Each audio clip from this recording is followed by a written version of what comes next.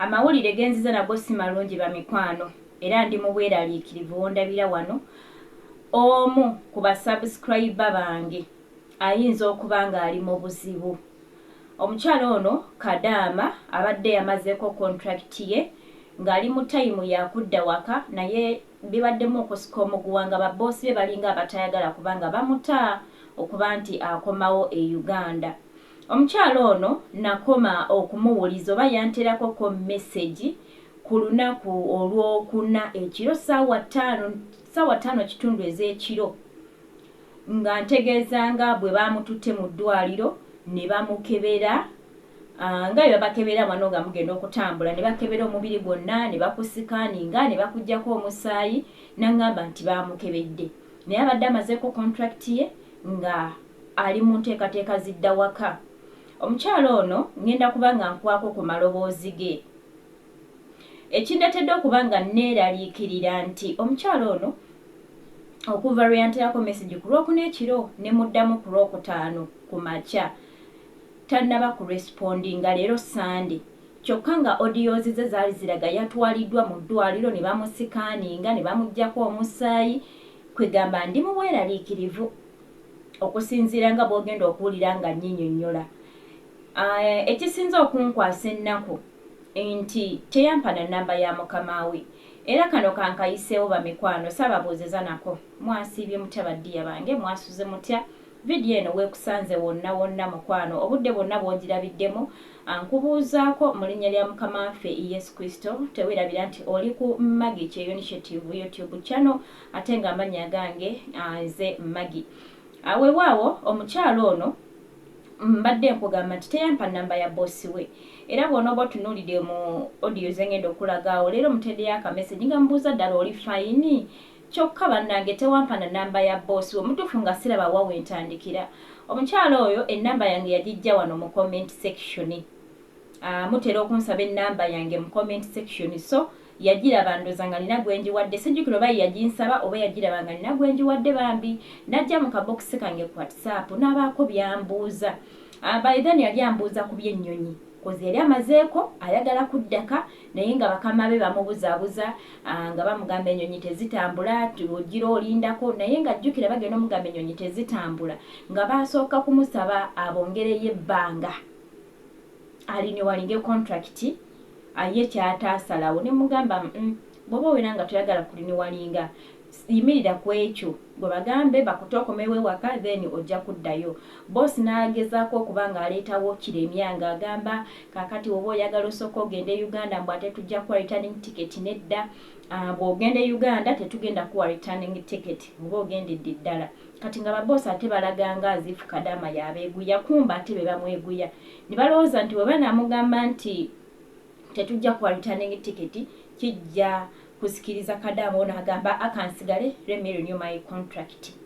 So munnange ne mubuulira ebyennyonyi ebyali bigenda mu maaso yes baali basibyesibyemu awo era ennaku ezo n'addamu n'ambuuza nemugamba finance ne Ethiopia Air bitambula ennyonyi ezo zitambula abakama basobola okubookingira kati yaddamu okujja ku lunaku olwo lwali lwa kusatu oba ndooza lwa kusatu oba olwokuna emisana nga mbuuza nti baŋŋambye ennyonyi ki ezitambula nenziramu nenzimubuulira naye nadda n'agamba ate nedda babadde bambuuza airport y'ewaffe saabitegedde bulungi bye bambuuza naye babadde bambuuza airport y'ewaffe naye ate jjukira omukyalo ono ayinza okuba abadde talina na inkaama so bibaddekawo nga bossi waalinga amubuzaabuza ku bibiri either nga abadde tebamukolera inkaama oba nga inkaama babadde baagikola nga babuzaabuza mu buzeebuze.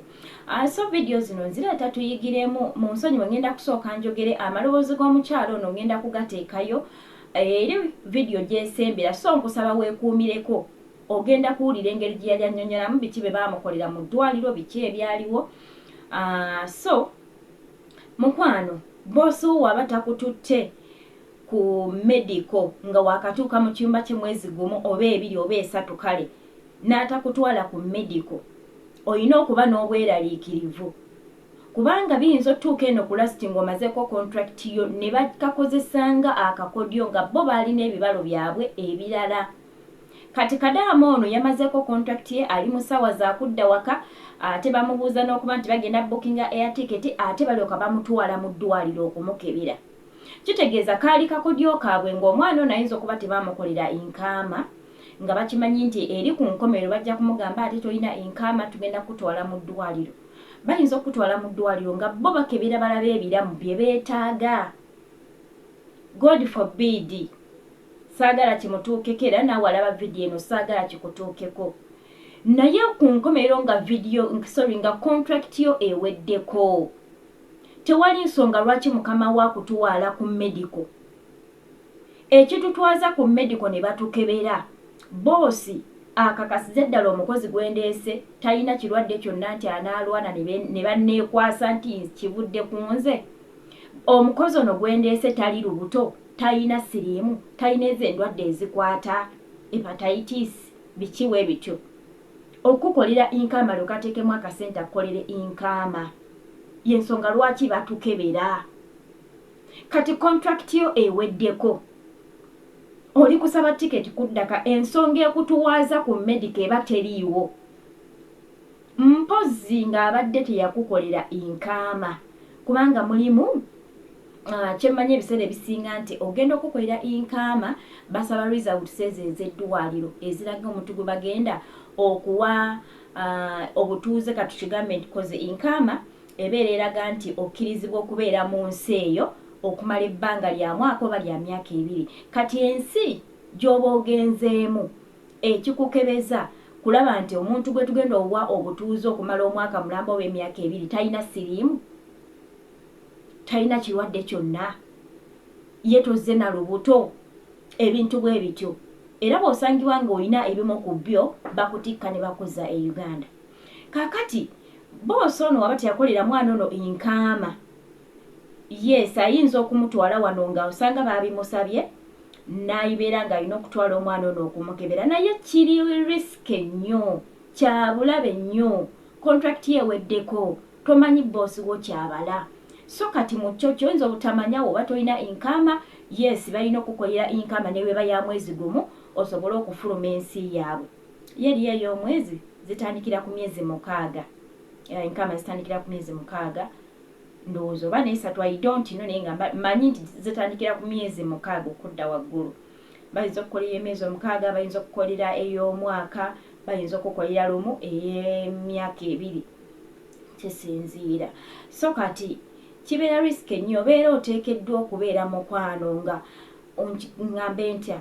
Otebeera oteekeddwa okubeera ng'oli ready ku ki ekijja n'otegeezaako abantu ne babeera aweya. Era nkusaba nnyo mu buufu obwo oba mu budde obwo mukwano making sure nti ofuna abantu abagerako ne boosi wo tukakase ddala akutwala ku medical kukolera inkaama oba kutwala ku medical kuba nti ye alina byanoonya because contract yo eweddeko tokyalina makulu gyali ate ogenda ali ku gundi adawutinga oyinza obutaddayo kumukolera. So obeera ku risk nnyo. So kati kamaama bwe nabye nga nakaddamu ku Friday, in fact mbyetegereza na leero nengamba omwana ono bwe mba muteddeko message anziramu kuba nteerako message n'abuuza byabuuza ne mu respondinga. Namuteerako message ku Friday nga muddamu bye yali ambuuza. Kati ngezo laba Friday teyanziramu, ngezo laba Saturday teyanzizeemu, nga n'oluwalero Sunday ali off. Nenfunamu okweraliikirira ekintu ekirimu okuba nti yamalako contract ate bamututte mu ddwaliro okuba nti bamukebera ate nga abadde ali mu kusaba air ticket ate nga n'ebibaddewo awo yabinyumizaako nga zze mu kabokisi. Ensobi gye yakola teyampa nnamba ya boosi we. Ensobi endala gye yakoze kwe kukkiriza omutwala mu ddwaliro nga tasoose kungamba ati oba we naali musabidde ennamba ya boosi kuba bw'ogenda owuliriza audios ze ze yandikodingirawo zengenda okuteerayo ku lasti yali annyumiza nga kiraga already agenda obbingamba nga baamaze omutwala mu ddwaliro ne bamukebera. So banange tubeera alaati eriiso likanule mukwano.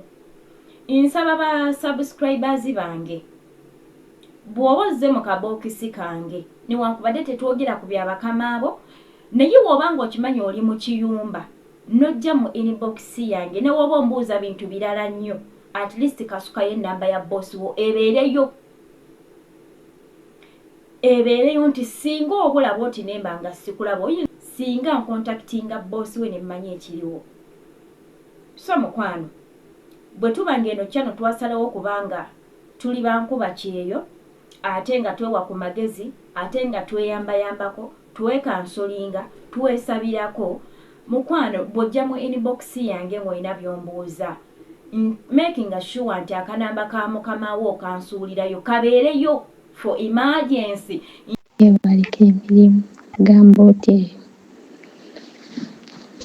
obulamu bugamba ki nadde neerabidde okwebuuzaako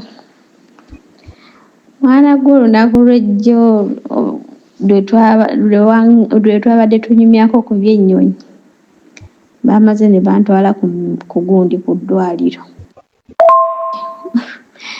tidde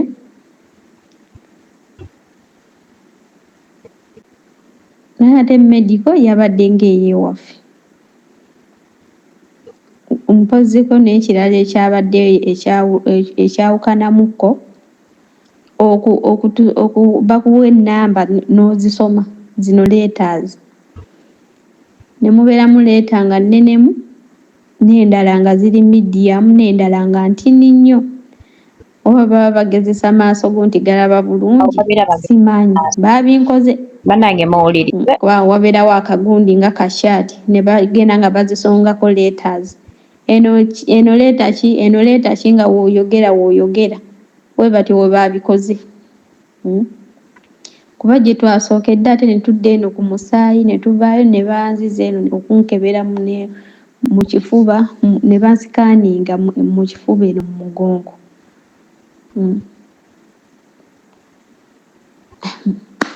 naye oba biri kuntiisaamu naye akuba nti kale kisinza okuntiisaamu nti medico nali mmanyi ebeerawo wano eno nga twakajja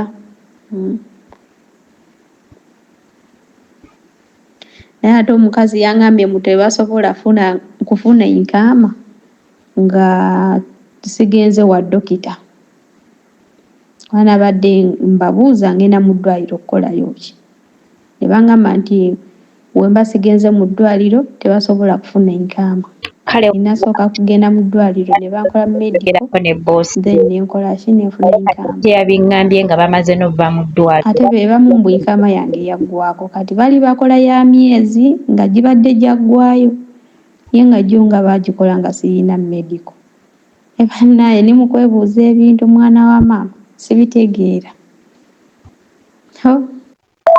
madamu agimbadde nsaba kwebuuzaako nze we natuuka ene we nali naakajja tebantwalako okwo ku medico kyokka nga ku kampuni baatugamba nti wemunaaba mutuuse mu biyumba bakama bamu bajja kukola ki bajja batwala ku medico eyeewaabwe okubakolera inkaama kati ate nawulirako nga bagamba nti inkaama tebagikola nga tolina medico ate bano abange wano we twamaliriza okwogera ku bino eby'ennyonyi eby'ekisaawe ku ssaawa 9:00 ne bagenda nange ne bantwala mu ddwaliro ne bankolako medico nga bwe baabitukolako e Uganda okutukebera mu kifuba mu kamwa mu mannyo n'okutuggyako omusaayi basobola okugikola nga nzirayo okusobola okufuna inkaama kati kyensaba obbuuzaamu medico baba balina gikola nga twakajja oba baba basobola okugikola nga nzirayo okusobola okufuna inkaama singa mba saagikola mu ntandikwa bwekityo we kirina obbeera oba bwekityo we kiri